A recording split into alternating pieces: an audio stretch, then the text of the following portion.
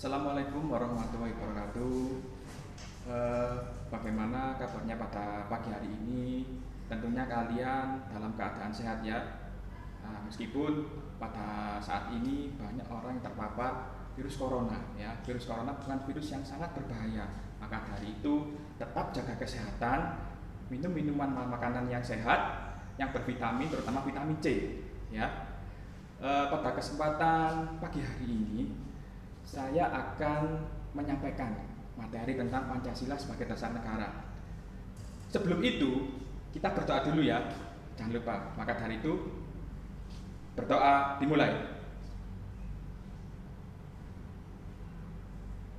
Berdoa selesai. Indikator yang akan disampaikan pada pagi hari ini adalah yang pertama, 1.1.1 yaitu bersyukur atas penyusunan Pancasila sebagai dasar negara. Kemudian 2.1.1 yakni berperilaku peduli sebagai wujud pelaksanaan semangat dan komitmen para pendiri negara. Kemudian KD 3.1.1 mendeskripsikan perumusan Pancasila sebagai dasar negara dalam sidang BPUPKI.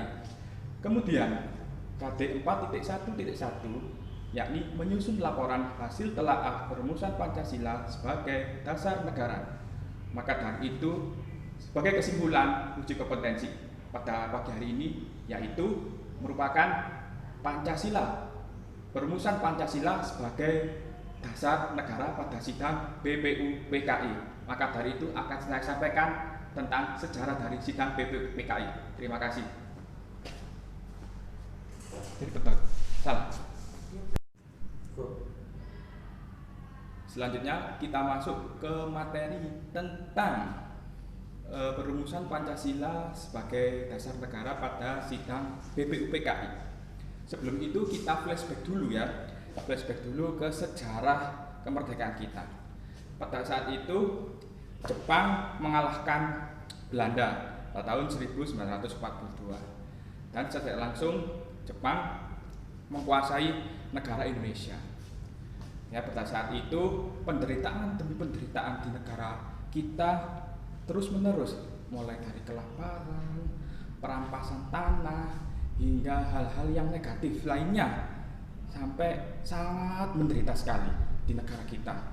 Nah, pada saat itu rakyat Indonesia ingin melakukan sebuah pergerakan, ingin sebuah bentuk organisasi. Hal tersebut didengar langsung oleh pemerintah Jepang. Ya, pada saat itu Jepang mulai membentuk organisasi yang bernama BPUPKI. BPUPKI merupakan organisasi yang menaungi orang-orang Indonesia dan orang-orang Jepang. BPUPKI merupakan organisasi yang berbadan hukum pada saat itu. Ya, BPUPKI singkatan dari Badan Penyelidik Usaha-Usaha Kemerdekaan Republik Indonesia. BPUPKI diketuai oleh Dr. Rajiman Widyo Diningrat. Anggotanya pada saat itu ada 63 orang. 7 diantaranya adalah orang Jepang. Inilah contoh gambar dari sidang BPUPKI pada saat itu. Ya, ini gambarnya.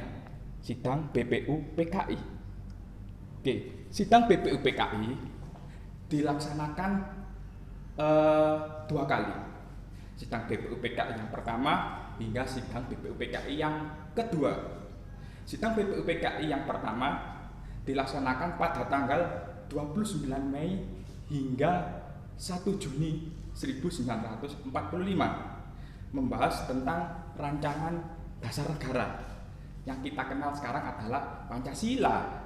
Kemudian sidang BPUPKI yang kedua dilaksanakan pada tanggal 10 sampai 17 Juli 1945, membahas tentang pembukaan UUD 1945. Ya. Oke. Yang akan kita bahas pada saat ini adalah sidang BPUPKI yang pertama. Ya, yang membahas tentang rancangan dasar negara. Ya, rancangan dasar negara. Pada saat itu Dr. Rajiman Widyo Diningrat mengumpulkan seluruh anggotanya melakukan sidang. Bukan sidang, pada saat itu Dr. Rajiman Widyodiningrat beserta anggotanya, ya berarti totalnya ada 63. Di sebelah kanannya kalau nggak salah ada yang bernama Ichi Bamase dari Jepang, dan sebelah kirinya ada yang bernama R.P. Suroso dari Indonesia. Ya, pada saat itu sidang dibuka. Dr. Rajiman Widyodiningrat mempersilahkan anggotanya untuk mengusulkan rumusan dasar negara. Ya, rumusan dasar negara tersebut merupakan cikal bakal munculnya Pancasila di negara kita. Pada saat itu orang pertama yang mengusulkan adalah Mr. Muhammad Yamin. Yang kedua adalah Mr. Supomo. Yang ketiga adalah presiden pertama kita, yakni I.R. Soekarno pastinya. Pada saat itu, ya, Muhammad Yamin mengutarakan pendapatnya tentang usulan tentang dasar negara. Beliau mengusulkan secara lisan. Yang pertama, ya, yang pertama adalah peri kebangsaan. Ini peri kebangsaan. Yang kedua, peri kemanusiaan. Yang ketiga, peri ketuhanan. Nah ini. Yang keempat, peri kerakyatan. Yang kelima, kesejahteraan sosial.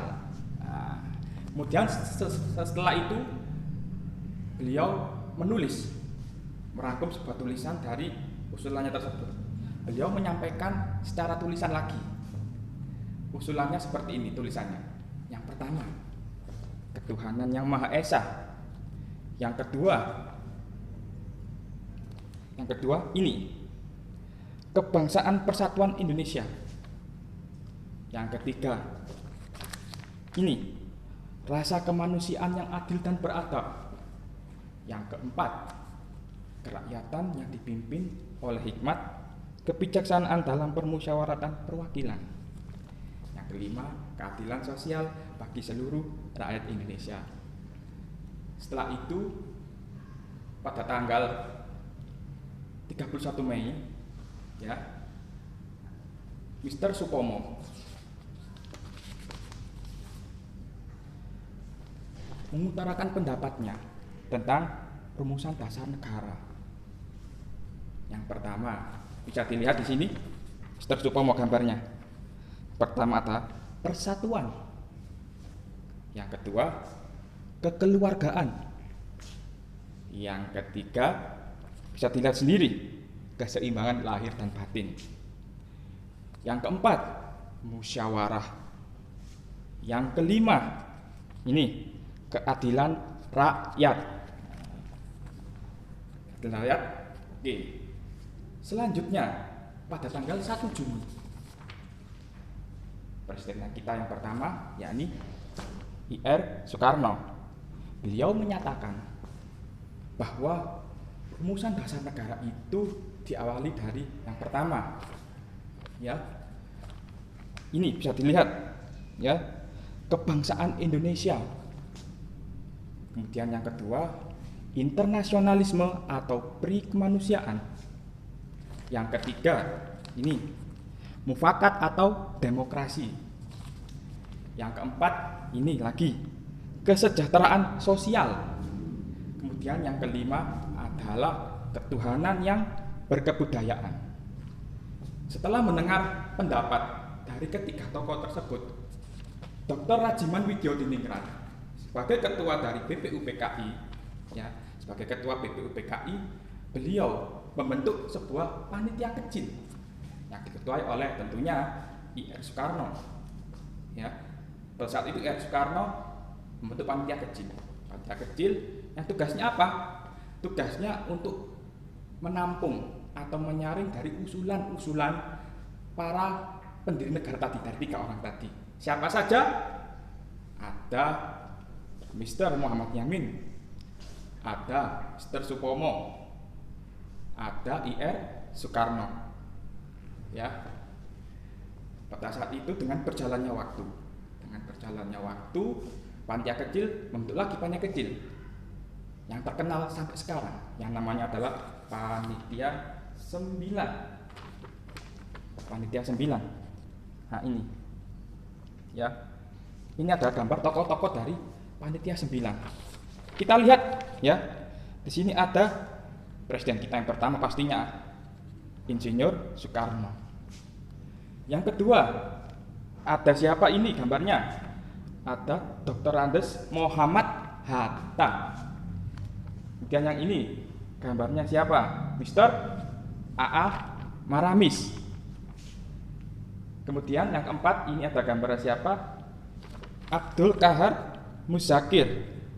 Kemudian yang kelima, ada siapa? Abi Kusno Cokrosuyoso, bacanya Abi Kusno Cokrosuyoso. Kemudian yang keenam, ada Haji Agus Salim. Ini gambarnya. Kemudian yang ketujuh. Yang ketujuh ada Mr. Ahmad Subarjo. Kemudian yang kedelapan ada Mr. Muhammad Yamin. Kemudian yang kesembilan ada Kiai Haji Wakid Hasim. Nah, semua orang ini adalah anggota dari Panitia 9. Ya, yang tugasnya adalah menyaring aspirasi dari tadi ketika usulan anggota dari BPUPKI. Ya. Kemudian pada saat itu beliau memperdebatkan usulan ketiga tokoh tersebut. Ya. Beliau memperdebatkan dan melakukan persidangan sendiri atau rapat sendiri di Panitia 9 di rumahnya IR Soekarno, Jalan Pegangsaan Timur nomor 56 Jakarta. Ya, pada saat itu dengan suasana yang sangat mendebarkan dan pada saat itu juga menghasilkan sebuah ide atau gagasan tentang rumusan Undang-Undang Dasar 1945 atau disebut sebagai Mukaddimah. Disitulah muncullah cikal bakal dari dasar negara di alinea keempat.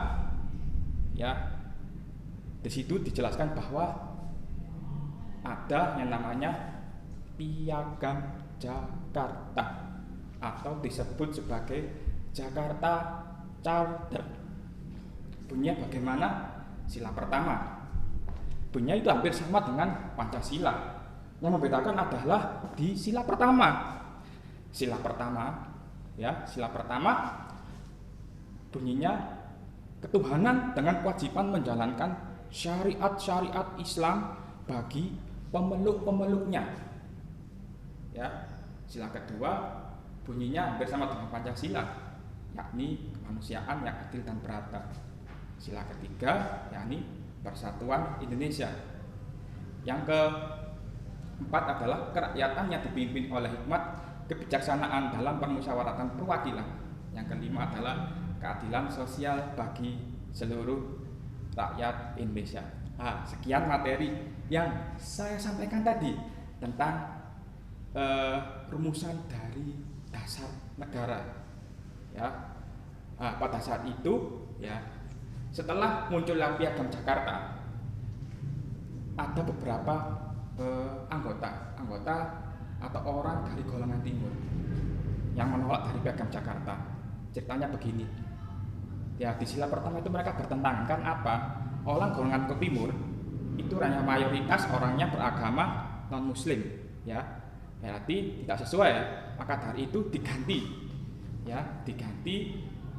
menjadi ketuhanan yang Maha Esa. Nah, itulah menjadi nama Pancasila yang diusulkan oleh IR Soekarno.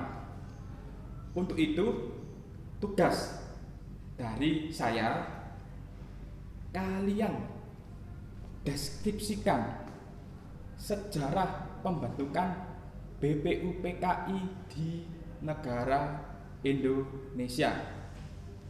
Tugasnya harus jelas, ya. Bisa ditulis tangan ataupun diketik sesuai kreativitas kalian sendiri, karena kita kan sudah merdeka belajar, ya, sudah merdeka Oke, terima kasih. Cukup dari saya. Sebelum saya tutup pada pembelajaran saat ini, ya, kita berdoa dulu. Ya, kita berdoa dulu agar kita selamat di jalan ataupun di rumah. Sekian materi yang sudah saya sampaikan tentang perumusan Pancasila sebagai dasar negara pada sidang BPU PKI.